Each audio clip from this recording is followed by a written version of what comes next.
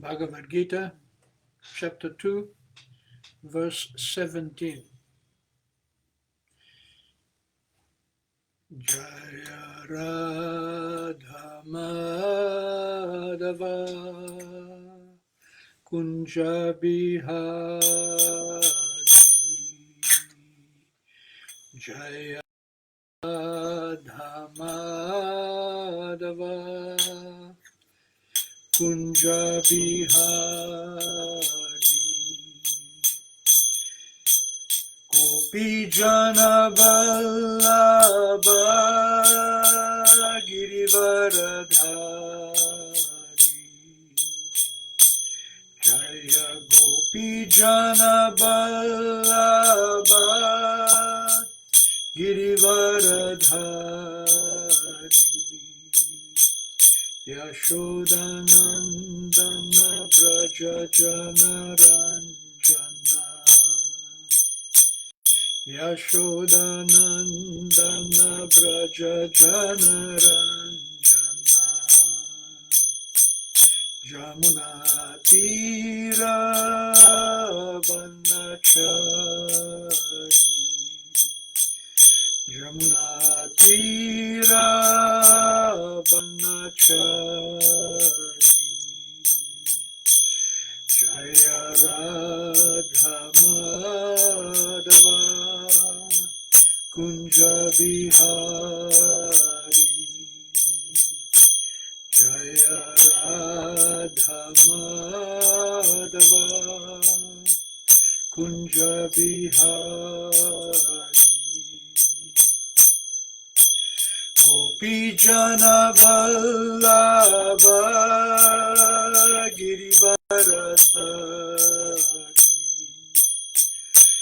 Jaya Gopi Jana Vallabha Girivaradhari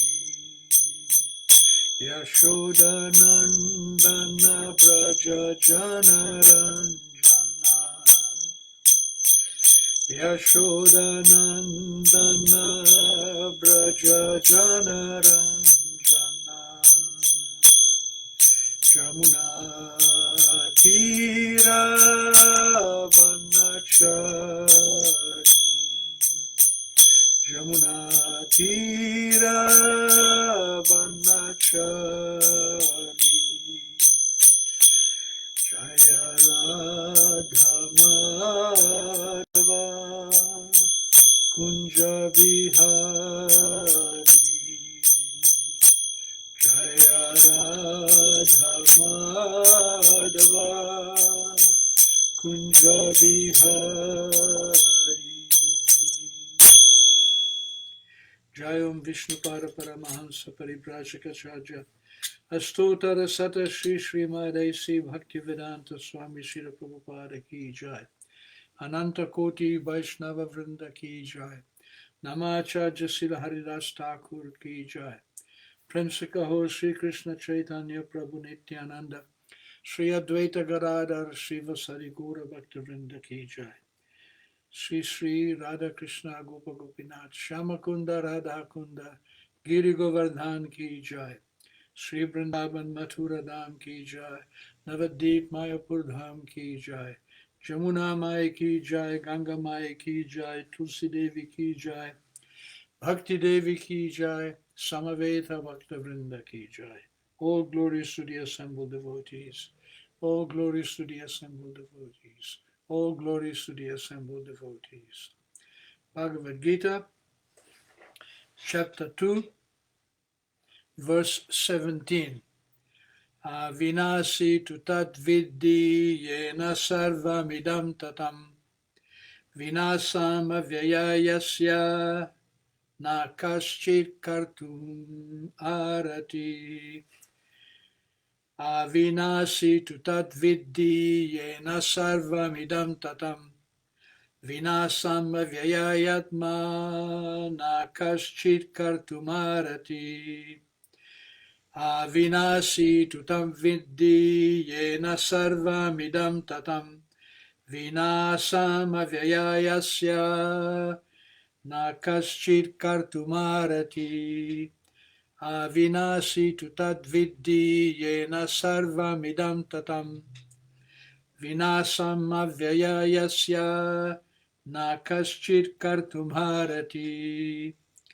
Translation and purport by Srila Prabhupada.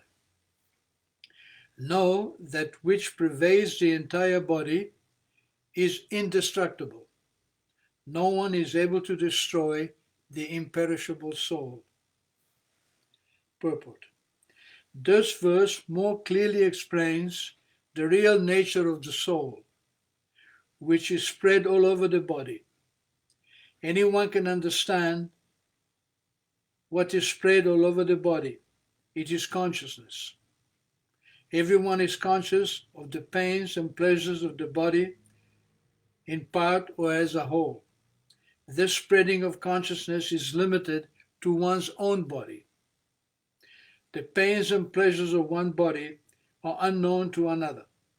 Therefore, each and every body is the embodiment of an individual soul, and the symptom of the soul's presence is perceived as individual consciousness.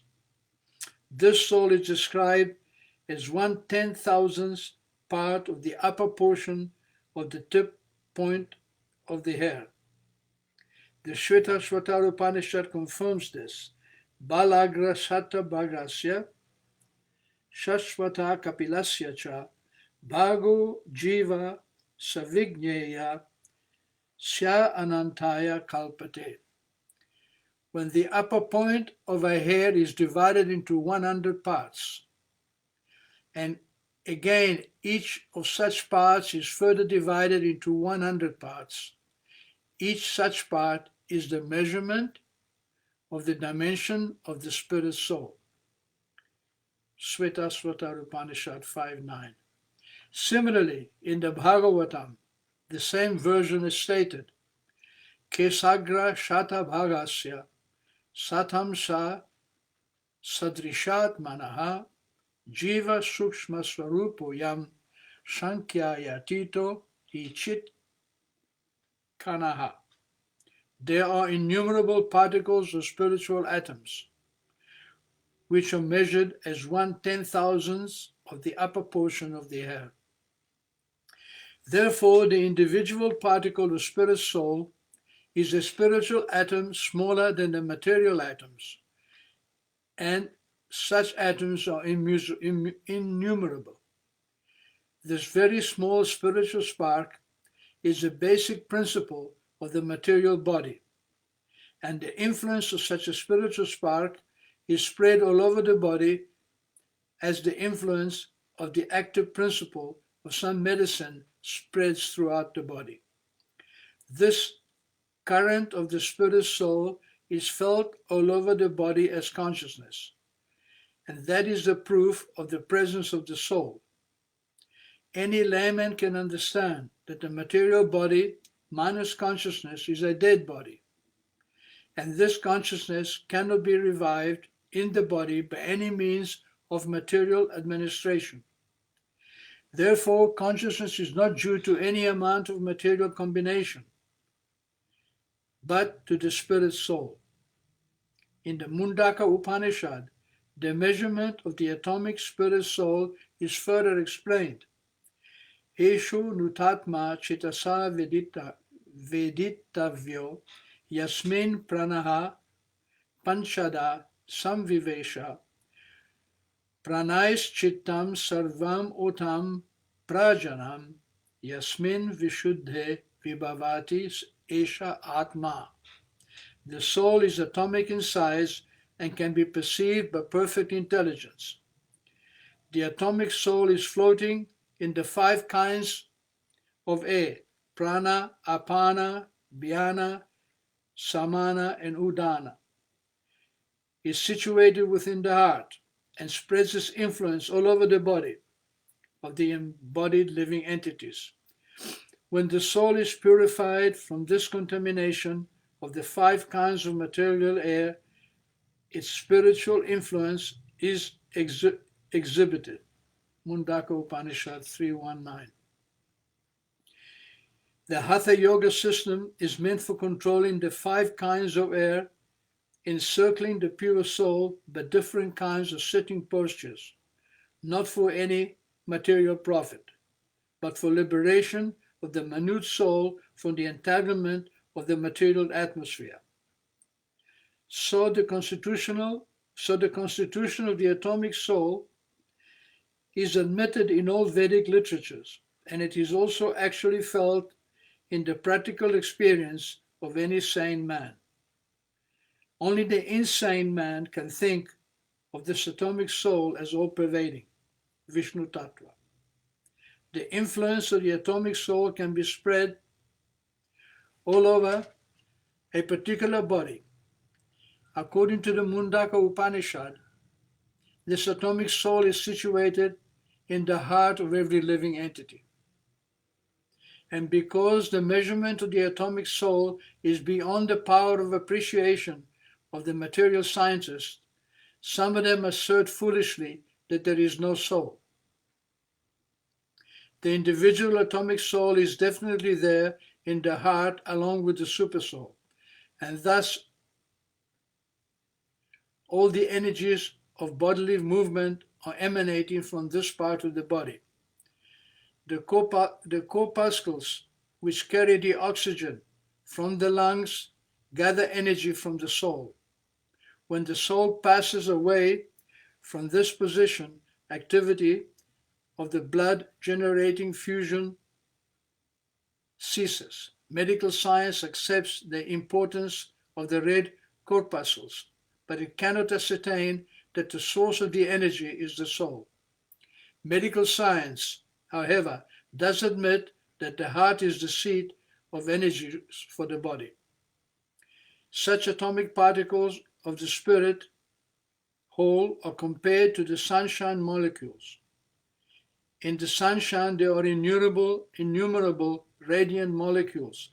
Similarly, the fragmented parts of the Supreme Lord are atomic sparks of the rays of the Supreme Lord, called by the name Prabha, or superior energy.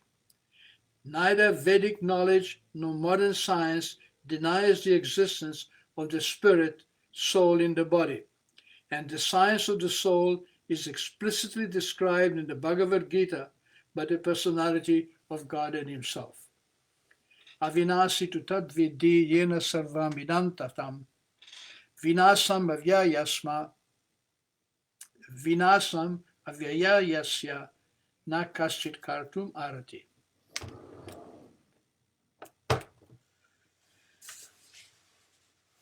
So here Lord Krishna continues his basic explanation of knowledge, which is that we are spirit soul. Now there are many religions on this planet. Practically every civilized society has some form of religion, whether it's Christianity or Islam or Buddhism or Hinduism. But only in India and only in the Bhagavad Gita and in the Vedic literature is the actual understanding of the nature of the soul. It is accentuated again and again. In fact, you cannot understand Vedic literature unless you understand that you are a spirit soul within the material body. I grew up in a house which was very religious, Christian, Catholic, and as a child, I accepted the presence of God in the church. I would very gladly take part in church rituals. In fact, at one point, I even became an altar boy. I learned the whole Mass in Latin. I wanted to be in the choir. My mother and my grandmother were very, very pious. In fact, my mother used to go on pilgrimage from our village, which is on the top of the Lake of Garda in Italy, Riva, all the way to Padova, which is almost 200 kilometers away. Because in Padova, there is the Basilica of St. Anthony. So once a year, my poor mother, she used to walk all the way there with her friends and all the way back in pilgrimage. So there was a sense of religiosity. There was a sense of understanding we belong to God. But there was no proper teaching, because as I grew older, as I became a teenager, as I became more literate, as my consciousness expanded, I couldn't find any feedback from the Catholic Church about my real nature. No priest ever told me that I was a spirit soul. In fact, the whole of Christianity and Islam is all based on bodily consciousness. Look at all the graveyards. I went back to my village in Italy after many, many, many years. And would you believe it? One of the requirements was, in coming into the village, is to go with my relatives to the cemetery to see the graves of my ancestors. And there were so many beautiful graves, and they even make photographs and make it like into a marble. I don't know how they do it, and some of the richer families, they have little chapels like a mausoleum. And if you look into Islam, you'll see that many of the mosques are actually burying places for their kings. The very famous Taj Mahal, it's a mausoleum. If you go into the Taj Mahal, you get a chance to go down below ground level. That is the tomb of Mumtaz Mahal, the queen of Shah Jahan. If you go to England, if you go to the cathedrals, all the British kings, and in France and in Italy, they are buried under the floors of the church or in the cemetery surrounding the church. The whole idea is about material body. In fact, in Christianity, they teach you, and also in Islam, that after you're buried, you will sleep in an unconscious state. There's no question of reincarnation. They don't believe in that. And that one day you will rise from the dead and you will ascend into heaven in your own body and meet with the bodies of your families. There is no understanding of our real relationship with God. So this religion, this process of religion, is simply sentimentalism. Therefore, in Sanskrit, the word for religion is dharma. And dharma doesn't mean some belief that today I believe in this dharma, Christianity, tomorrow I will convert and I will believe in the Islamic dharma and I'll become a Muslim, or the next day I will become a Buddhist. No, dharma doesn't mean that. It doesn't mean faith. Dharma means the essential quality of any object. So the essential quality of the living entity is that he is a spirit soul within a different body. Maybe a human body, a cow body, a tree body, male body, female. The body always changes, but the soul is there within the body. If you don't understand this basic principle, there is no question of religion. There is no question of dharma. If you don't understand that you're a spirit soul, then it is simply a question of belief, which can change. Dharma cannot change. I cannot change that I am a spirit soul. Nor can you change that you're a spirit soul. And the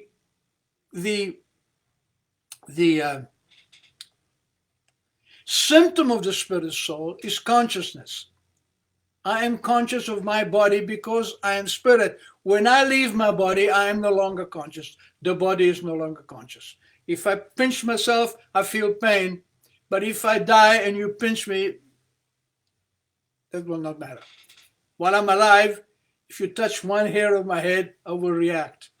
But when I'm dead, you can cut off my head. No dead body will complain. So the spirit soul, and there is two consciousness. Me, I am conscious. Krishna says that kshetragyam chapimam vidi sarva kshetreshu bharata. In the Bhagavad Gita, Krishna explains that the body, it is a kshetra. It is a field of activity. So kshetragyam chapimam vidi, Sarva Kshetreshu Bharata. Madhya Arjuna. Arjuna is called Bharat because he's a descendant of Maharaj Bharat of Shakuntala fame. So, Madhya Bharat, Madhya Arjuna, you should know that I am conscious of every living entity. I'm in the heart of everyone. Kshetra, kshetragya jnanam, and knowledge of the difference between the field of activity and the owner or the actor of within that field, yat tach jnanam matir mama. So, in my opinion, that is knowledge. The basic of knowledge is to understand that we are spirit souls. We are not the body. In fact, in Kurukshetra, one time there was a solar eclipse, and all the Kshatriya ruling kings of Bharatvarsha of India, they assembled together at Kurukshetra. Kurukshetra is in the state of Uttar Pradesh. It is a very famous holy place, rendered famous by the sage Parasuram, who created many lakes there to bathe. So, Dharmakshetra, Kurukshetra, the very beginning of the Bhagavad Gita. It is Dharmakshetra. So during a solar eclipse, it is considered inauspicious to look at the sun. When there is a solar eclipse, in Vedic system, you should be bathing in a holy place. So all the Kshatriya kings, including Krishna from Dwarka, they came to Kurukshetra to bathe in the Samanta Panchaka, or the 5 lakes created by Parasuram, to counteract the nefarious effects of the eclipse. After the eclipse, there was a gathering, and many, many sages also came there, because just like when there is Kumbh Mela, many, many sages in India, they gather together and go to the confluence of the Jamuna and the Ganga at Prayag. So during the solar eclipse, many, many sages came, and there was an assembly. So during the assembly, Krishna was asked to speak. So he pointed out to his family members and to the assembled royal Kshatriyas, he pointed out that they were very, very fortunate to have darshan of all these great sages. And he quoted one verse. And the verse was, Yasyatma buddhir kuna petri dhatuke swadi kalatradishu boma ijjadi yatirtha buddhir shalirena karishit janesu abhignesu sa eva gokara. He said, one who is believing Yas Atma Buddhi, whose consciousness, whose buddhi, whose intelligence is absorbed in the bodily concept, and this body, he called it a bag of 3 dhatu, kapha, pitta, vayu. These are the three principles of the body according to Ayurveda: phlegm, air, and fire. These make up the body. So he said the body is a bag made of these 3 elements. So 3 dhatuke. Swadhi, one who believes that his wife and his children belong to him. Kalatra adishu. Kalatra means wife and relatives. Boma ijjadi, who thinks that the land in which he was born is worshipable. Who goes to a holy place to take bath. Shalile nakarishit, but does not take advantage of the instructions of the great sages at this holy place, which actually what was happening. The Krishna was in Kurukshetra and all the sages came. So he was telling everyone, especially his family members, and he had many, many family members, and the Yadus and the other kings, that we have come here to bathe, to counteract the bad influence of the eclipse of the sun. But this is not our real purpose. The real purpose of coming here is to take advantage of the instructions of these great sages. If you don't, if you simply go to a place to take bath, and if you remain in material consciousness, thinking you're the body and everything connected to the body belongs to you, if you think that the land where you're born, the flag is worshipable, then saeva go karaha. You're no better than a cow or an ass. In other words, you're an animal. And the purpose of spiritual life is to bring you from the animal platform to the spiritual platform. And it begins with understanding that I am spirit soul. And I am spirit soul. And what is the dharma of the spirit soul? What is my religious duty? So the dharma of the spirit soul is to engage in service. We are all servants. There is no one here who is master. We are not born, we are born with nothing. Everything is given to us, including our body, physical and mental. Nothing belongs to us. We are simply engaged in service. We are being maintained. Therefore, we have responsibility to the maintainer. And when, just like the service is so intrinsic, it is just like the sweetness of sugar. Sugar has to be sweet. Salt has to be salty. Chili has to be pungent. Water has to be liquid. These symptoms of these elements are their dharma. So the symptom of me as a spirit soul, of my dharma, is to engage in service. And we see, we all serve someone. Either we serve our mother, we serve our parents, the parents serve the children, the citizens serve the government serves the citizen. Everyone is engaged in service. And the more we engage in service, the happier we become. The more we purify the service, the more we serve without any material motive, the more we diminish our egotism and our avidity to take. The more we give, the happier we become. When we imitate and give up the service attitude, then we suffer. So Krishna says, Sarvasya Chaham Ridisani Vishnu. I am sitting in everyone's heart. Any sane person can understand that he is a spirit soul. I can understand that I'm within my heart. Everything is happening there. I'm not in my head, I'm in my heart. When I feel great happiness, I don't say my head is bursting with happiness. I say my heart is bursting with happiness. When somebody gives me pain, I don't say you broke my head. You say you broke my heart. Because that's where we are. When we feel great pleasure, it radiates from the heart. And when we feel great pain, it is like a knife into the heart. So that is the proof that we exist and we are sitting there within the heart.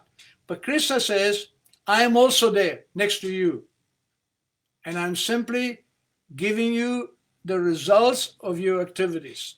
Sarvasya Chaham Ridisani Vishnu. I am situated in the heart of every living entity. Mataha, from me, Smritir Jnanam Apoanamsha. Remembrance, knowledge, and forgetfulness is coming from me. Krishna is giving us knowledge. Krishna, how to do anything, how to satisfy our desires. Krishna is making us forget. And Krishna is making us remember. But not arbitrarily. This knowledge, forgetfulness, and remembrance is given to us by Krishna according to our previous activities, according to the results of our activities, and according to our desires. When we take birth in this material body, we get a package deal. Already with your birth, so much happiness and so much distress is allotted to you. You cannot change that. The only thing you can change is how you react as the karma unfolds. As the happiness and as the distress manifests in our lives, and how we react to that happiness and distress in conjunction with the happiness and distress of other people around us, how we react to that, that creates more karma. So Krishna is saying, I'm sitting in everyone's heart. So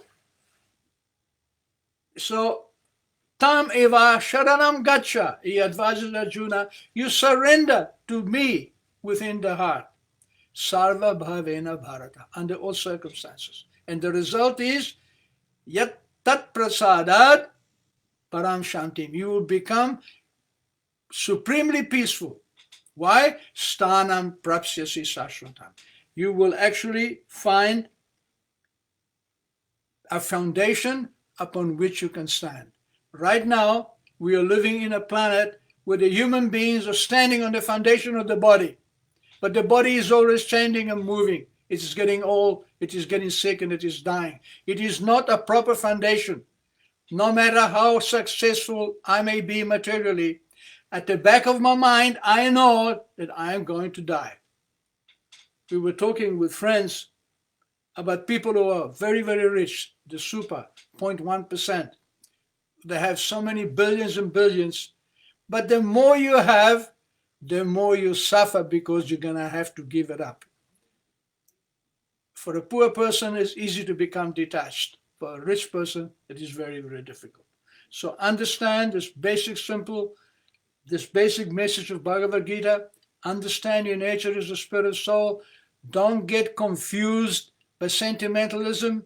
Take your instructions from Krishna. He is within your heart, and he is more than competent and more than willing to give you full knowledge and to put his entire power into your heart. But you must be qualified. Thank you very much. So we have Vishnivamsa is logged in. All glories to Bhagavad Gita. By his divine grace, he says that in religion, they honor so much the material bodies, especially the graves with the living entities, is no longer present.